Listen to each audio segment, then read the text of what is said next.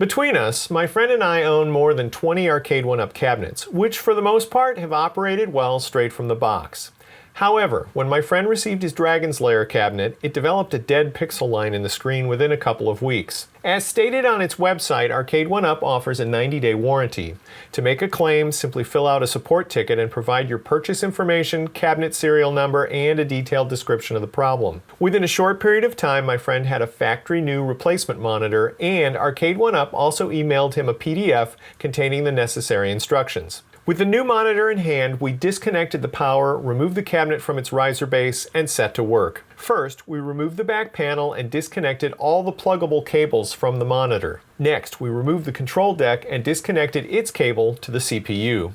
On most any other Arcade1Up cabinet, at this point, you'd simply remove the plexiglass bezel to access the monitor. However, the top bezel screws on Dragon's Lair are buried deep beneath the scoreboard and speaker housing. To get to them, it meant we had to partially disassemble the cabinet. First, we loosened the left side panel screws. Then, remove the bracket screws from the monitor's frame on both sides. With those adjustments made, we spread the side panels just far enough to slip the monitor from the slots and out of the cabinet. Working on a table, we removed the bezel and unscrewed the monitor from its board. Its mount is held in place with 8 screws.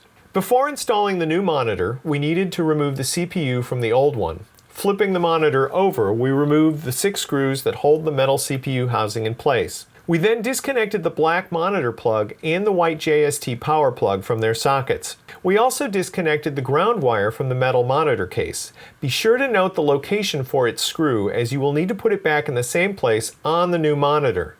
The new monitor comes carefully packaged, pre-wired, and attached to its metal mount. Be careful not to damage the wiring harness when removing the shrink wrap. There are white tags on the back of the monitor case. These are a good guide for reinstalling it, as they indicate the bottom. When reconnecting the CPU, it's important to find the white dot on the black monitor plug. It indicates pin number 1, and it has to go back into the socket the same way it came out for the monitor to work properly. Unlike the black monitor plug, the white JST plug can only go back into the CPU socket one way. Before replacing the metal cover, we reconnected the ground wire to the back of the monitor case. We then replaced the monitor in its mounting board with the white labels oriented to the bottom.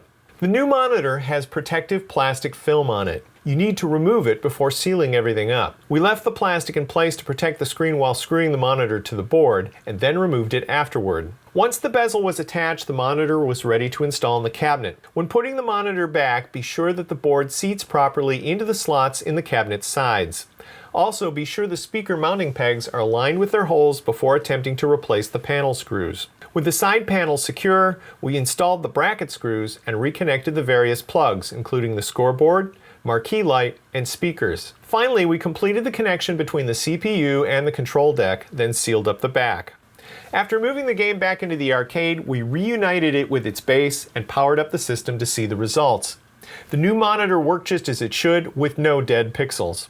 Repairing an Arcade1Up machine using a factory replacement monitor is a fairly easy project. It took us about an hour to do the work. It was also especially helpful having a second set of hands when removing and installing the monitor board, since we did not completely disassemble the cabinet. And while he could have purchased a better monitor for Dragon's Lair, since the game was still under warranty, my friend hated to pass up the free replacement. Dead pixels and other monitor problems are not common with these products, but they can happen. If you built the cabinet in the first place, you can do this repair on any of your Arcade1Up machines. If you found this video helpful, consider subscribing to my YouTube channel, Pop Art Studios, and watch for more Arcade1Up mod videos coming soon.